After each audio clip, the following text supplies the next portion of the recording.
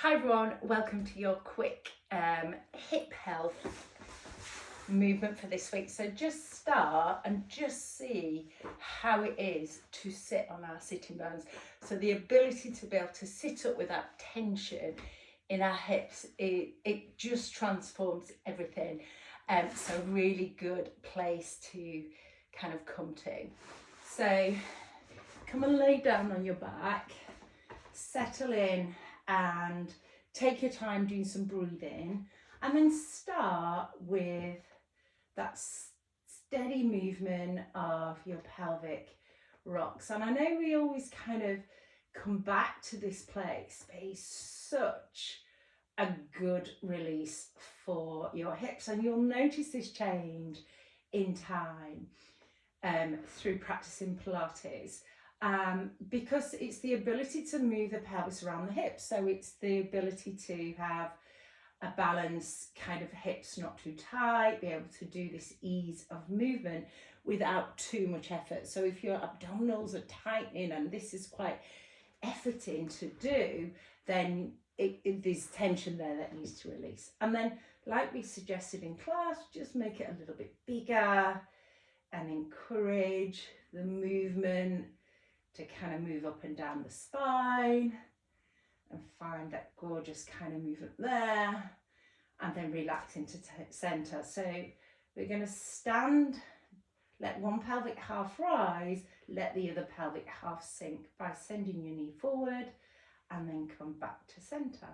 So again, this time it's quite small to start with, emphasis on sinking, so it's more pelvic health led than huge movement through the spine, and that idea that it's can you do it with ease. And I'm really letting this sink, including my bottom, relax, and I'm trying not to let the hip and knee come back. I'm trying to keep it directly forward, and you could do maybe one or two. You don't have to do too many. And then you're going to circle the leg that's on the mat, using the ankle, using the hip, and really allowing that movement of your ankle and your hip to stir this up in the hip socket. And then you're going to swap. So this leg in, that leg down, stand down into this foot to pour everything into the other hip, and then come back and really go for that place where everything sinks before you set off and go again.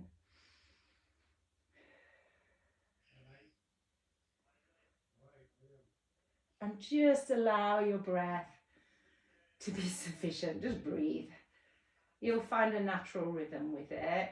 And then you're going to keep the pelvis center and circle the other hip, the other foot, knee, hip, to allow that freedom there. And I'm going to add in another one for you here. So bringing the legs back in, we're going to do the bent leg drop out. So the ability now to not move the pelvis and just allow the thigh bone to move in the hip socket.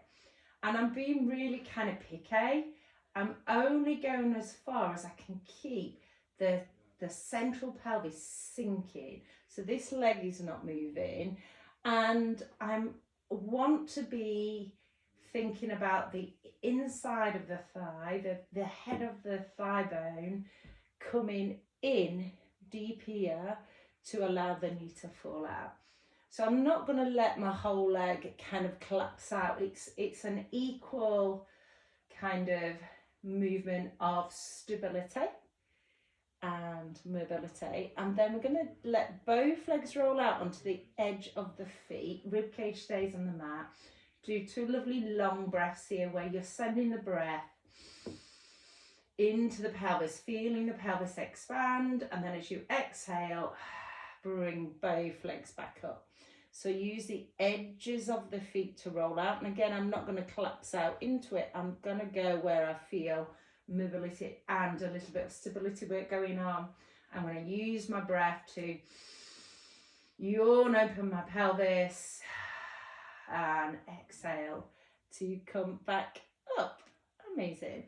Then stand down into your feet and reach the knees forward over the toes. Let one hip dip and come down the side of your spine. Roll around the edge of the pelvis and take off the other side. Come to center. Let the right hip dip, come down the right side of the spine. Waist touching down before pelvis, circle away and around and take off the other side by sending the shins away. And then come down this side and around, and then stay in that lovely circular movement of the pelvis. 3 in one direction, 3 in the other direction. And then you're going to come over onto your front for your last one, maybe 2 more, we'll see. You'd have to do them all at once, remember.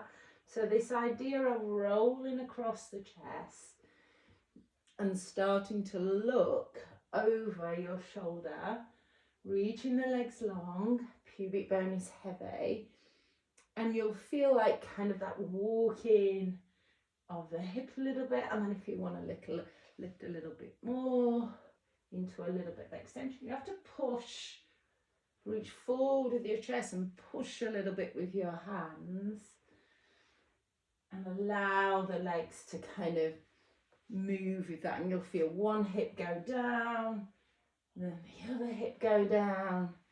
Nice job. And then come back up, tuck the toes under, and just do a little bit of rocking here, keeping the tailbone pointing back. You could do some circles just to stretch out through the feet in both directions.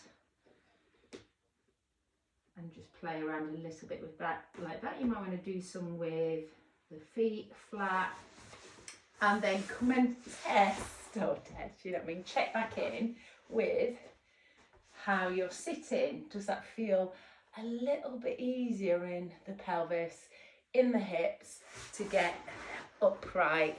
And so that's like 7 minutes, yeah? I was trying to go for 5, but we've gone for 7. And just working through that on a daily basis is gonna really release your hips, get you longer in your back line, so it will also lengthen through your hamstrings, all of that. And we'll just keep building on it. Have fun with it, and I look forward to seeing you in class next week.